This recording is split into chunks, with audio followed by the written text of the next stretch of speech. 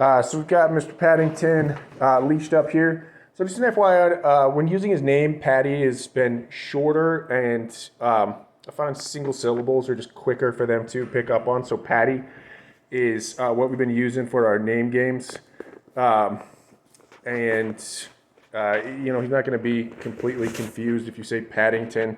I've not never used Paddington, but really stuck with Patty when we're doing our name games. And I do find that shorter syllables are easier for dogs to work with. Anyway, a small aside on that. So we're heading out the front door. So he's going to get kind of excited here. Oh, you're doing a very good job. Stay. So usually we get pretty excited. He's doing a very good job. You're doing awesome. Ah.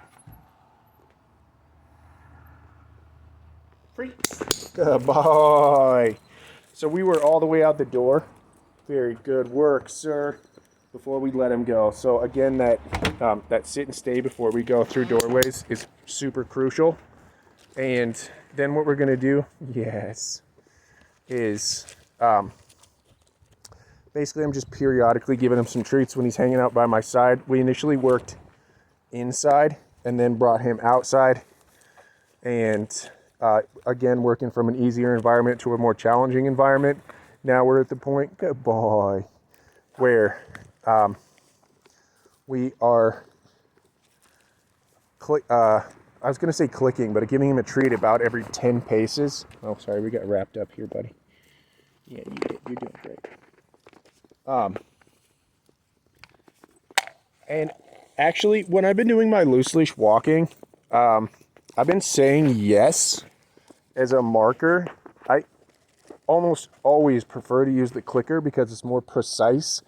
But when we were outside, he would get so excited when he would hear the clicker that I noticed that it was almost agitating because he was too excited.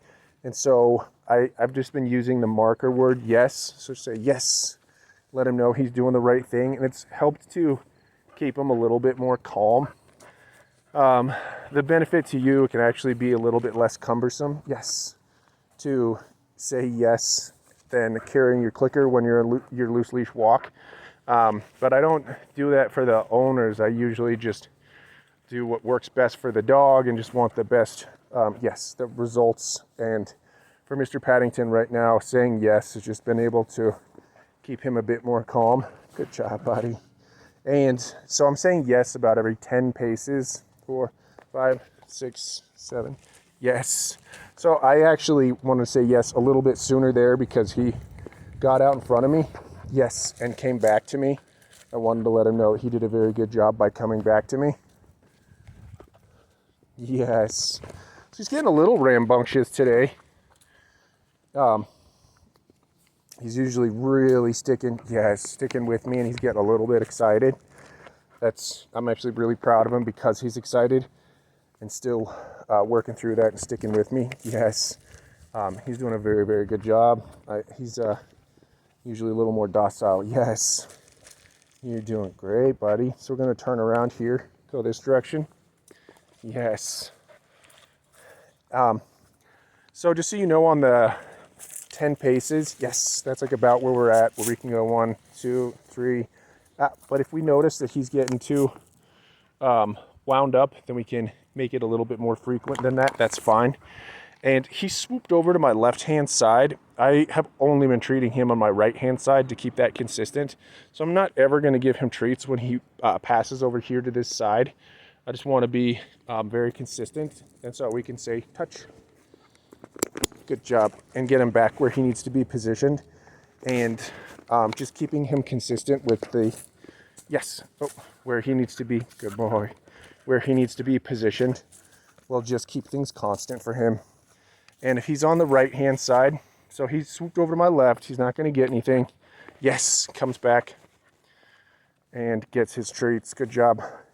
And I find that, when we're hiking, that I don't want to have to contend with cyclists and wonder if they're going to run over my dog, and want to be a barrier between, oncoming people. And so it will be dog, me, oncoming people, so I can be that barrier. Yes. For those two reasons, I like to have my dog on my right-hand side.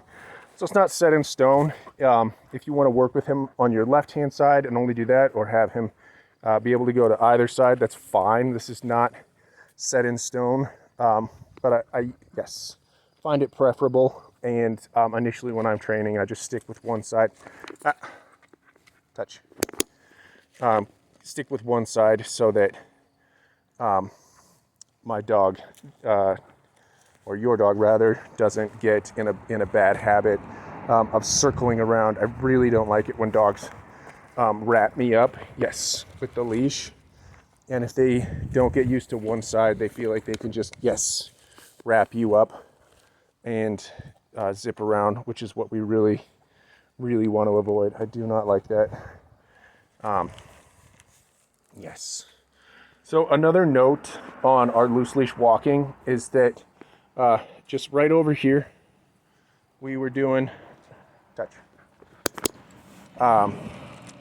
some relax on a mat. So just right off the edge of the patio, and I would let him check out what's going on and get used to the area. So I encourage you to do the same thing, touch, to get him used to your specific front yard with your smells and sights, and it'll help him to relax and calm down. And I also wanted to get across to him, Paddington, touch, good boy. I wanted to get across that when we're out in the front, that you can calm down and relax, and that when we're leashed up, that we need to relax, stay. And so that's another reason behind doing relax on a mat when we get into the front yard. So very, very powerful. Free. So lastly, we're just gonna pop on inside here, and again, just have him stay. Free. Good boy.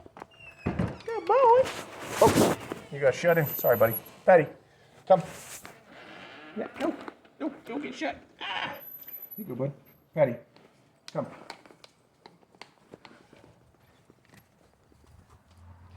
Yeah. Free. So you gotta stop.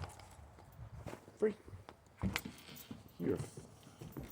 He's like really a nervous Nelly on going in the front door there. Patty, sit.